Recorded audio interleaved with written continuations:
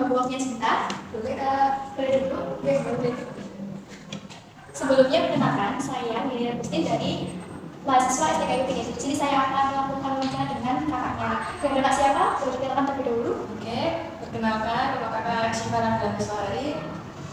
Oke, untuk umurnya apa? Umur insya Allah 21 tahun ini. Oke, satu guys. Jadi untuk pertanyaan yang pertama ya. Ya. Bagaimana pendapat kakak mengenai pelaksanaan demokrasi Pancasila di Indonesia saat ini?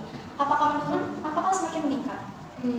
Menurut saya demokrasi Pancasila sebagai sistem demokrasi yang dianut di Indonesia secara ringkas adalah sistem demokrasi yang dilaksanakan berdasarkan musyawarah untuk mufakat bagi kesejahteraan masyarakat.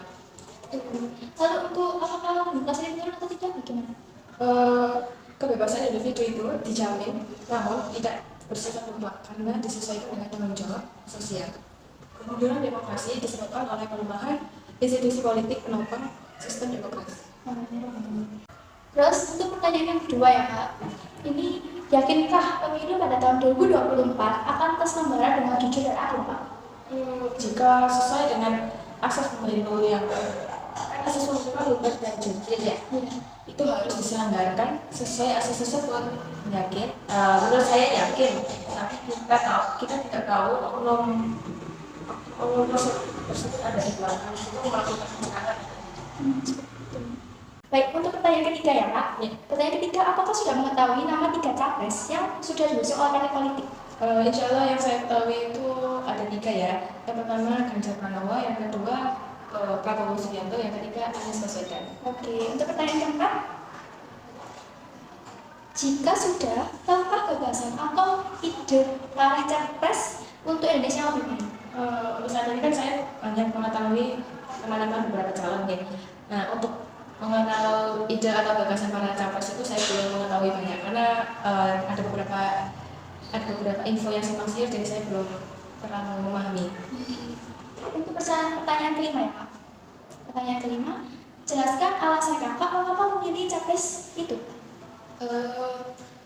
Insya Allah saya memilih capres itu karena saya melihat di beberapa sosmed itu ada beberapa capres yang membantu perekonomian masyarakat, seperti memberi santunan, terus ada yang membutuhkan, memberikan bantuan bagi orang membutuhkan. Oke. Selanjutnya pertanyaan yang ke-6, jelaskan harapan kakak bagi Indonesia yang lebih baik. Yang pertama ya Pak, yang pertama di bidang pendidikan, bagaimana Pak? Harapannya pendidikan di Indonesia ini semakin maju ya, insya Allah. Saya harapannya seperti itu. Oke, yang kedua di bidang ekonomi Kak. Kalau bidang ekonomi, insya Allah semoga hutang-hutang Indonesia itu segera terlunasi ya. Jadi menjadi PR banget buat Indonesia. Untuk yang ketiga Kak, penegakan hukum. Untuk penegakan hukum ini memang ada beberapa yang memandang sebelah mata ya, karena ada yang apa sih namanya? Yang ada yang mempunyai jabatan itu disalahgunakan. Nah, ini kalau saya harap banget dengan penegakan hukum ini bisa ditegakkan secara adil. Oke. Untuk bidang yang keempat Kak, sehatnya demokrasi. Saya melihat di Twitter itu ada beberapa parpol itu saling sikut-sikutan ya.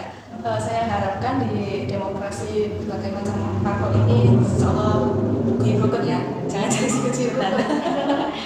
Oke, untuk yang bidang kelima, lingkungan alam nih, kan banyak banget sawah kan juga pembangunan lingkungan alam. Sepertinya sekarang kan banyak ini ya pembangunan. Saya juga agak miris dengan pemerintah yang kurang menjaga lingkungan alamnya demi kepentingan bersama. Untuk yang terakhir nih Kak, di bidang pemberantasan korupsi sampai sekarang belum ada ujungnya. Untuk pemberantasan korupsi, saya harapkan sih semoga orang yang terjerat korupsi ini kalau bisa dihukum dengan sepenuhnya dan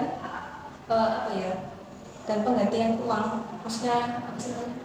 Ya, penggantian uang untuk uang hasil korupsinya itu saya harap bisa dimasukkan ke Indonesia kan? Enggak, maksudnya bisa sesuai dengan yang uang yang dia korupsikan yang bisa dibayar dan insya Allah bisa dialokasikan ke tentang Indonesia. Oke, untuk pertanyaan yang terakhir ya Pak, Yakinkah harapan-harapan tersebut akan diwujudkan oleh capres yang akan kami pilih? Insya Allah yakin ya. Kita lihat, kita juga nggak tahu bagaimana harapan itu bisa terkabul atau tidak. Itu tergantung dengan usahanya para calon capres kita. Baik, terima kasih ya Kak atas waktunya. Dan terima kasih juga Kak.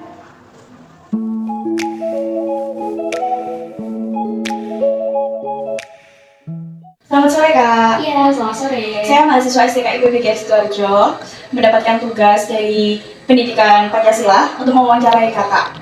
Sebelumnya saya ingin tanya nih, ini dengan Kakak siapa dan dari mana? Baik, terima kasih. Perkenalkan saya Kadinda Agustin dari Sidoarjo. Baik, saya bisa mewawancarai Kakak soal yang pertama ya, yaitu bagaimana pendapatmu mengenai pelaksanaan demokrasi Pancasila di Indonesia saat ini? Baik, terima kasih. Menurut saya demokrasi di Pancasila ini kurang optimal ya Kak. Soalnya bisa dilihat dari sosial media pun banyak sekali fakta kalau banyak sekali kasus-kasus di Indonesia ini yang menyimpang akan sila-sila Pancasila. Baik. Yakinkah pemilu tahun 2024 akan terselenggarakan dengan jujur dan adil? Untuk pemilihan yang akan diselenggarakan mendatang ini, kita harus melihat kepada tim-tim atau pengawas pemilihan yang akan mendatang ini. Misalkan seperti ada tim TPU atau KPU atau tim Bawaslu, mereka selalu mengawasi di mana adanya pemilihan. Situ mereka bisa pantau dengan jelas dan bisa menghitung suara pemilihan tersebut dengan baik, jujur, dan adil.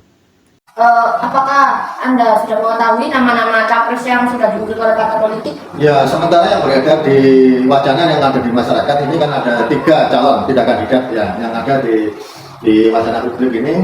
Yang pertama kan yang diusung dari Partai PDI Perjuangan itu Pak Ganjar, yang diusung dari Partai Gerindra sekaligus koalisinya PKB itu adalah Pak Prabowo, yang diusung dari Koalisi Perubahan yaitu yang diusung dari Partai PKS, Partai Nasdem, dan Partai Demokrat itu kan Pak Anies Baswedan. Dari ketiga itu tadi, apakah Bapak tahu gagasan atau ide apa yang capres itu lakukan untuk Indonesia lebih baiknya? Mungkin yang pertama Pak Ganjar itu visinya itu berkelanjutan. Kenapa disebut berkelanjutan? Karena Pak Jokowi itu kan diusung dari Partai PDI, sedangkan Pak Ganjar juga diusung dari PDI. Jadi itu meneruskan berkelanjutan untuk program-program Pak Jokowi dilanjutkan pada era Pak Ganjar seperti itu. Kalau yang Pak Prabowo sendiri sama, jadi 2 calon ini antara Pak Ganjar dan Pak Prabowo ini sama-sama untuk berkelanjutan meneruskan program-program Pak Jokowi seperti itu. Tetapi yang Pak Prabowo sendiri itu yang baik dilanjutkan, yang jelek ya tidak diteruskan seperti itu. Kalau Pak Anies sendiri kan dari jargonnya Koalisi Perubahan, berarti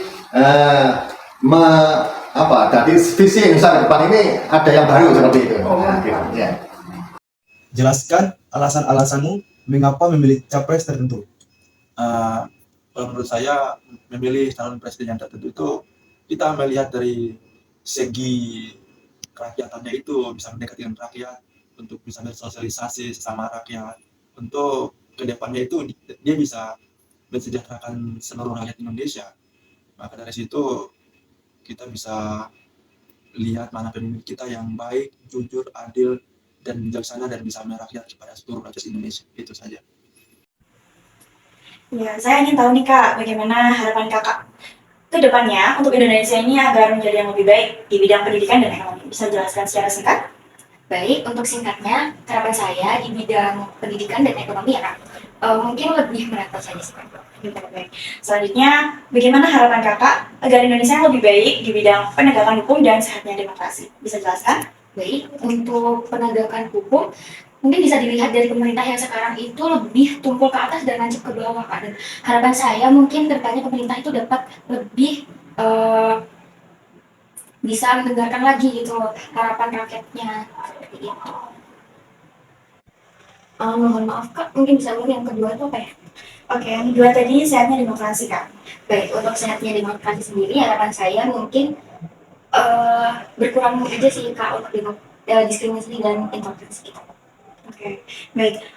Saya ingin tanya lagi Kak, untuk harapan Kakak ke depannya untuk Indonesia yang lebih baik di bidang lingkungan alam itu seperti apa ya? Untuk lingkungan alam sendiri, harapan saya karena Indonesia ini punya banyak sekali kekayaan alam, eh, besar banget harapan saya untuk pemerintah itu bisa mengelola dengan baik tanpa merusak lingkungan kita. Baik. Selanjutnya, bagaimana harapan Kakak ke depannya untuk Indonesia agar lebih baik lagi di bidang pemberantasan korupsi? Baik, harapan saya untuk Indonesia di bidang pemberantasan korupsi itu mungkin dari segi hukumnya lebih ditegakkan lagi. Mohon maaf. Dan mungkin dari pendidikan sih Kak, mungkin bisa diajarkan sejak dini seperti itu.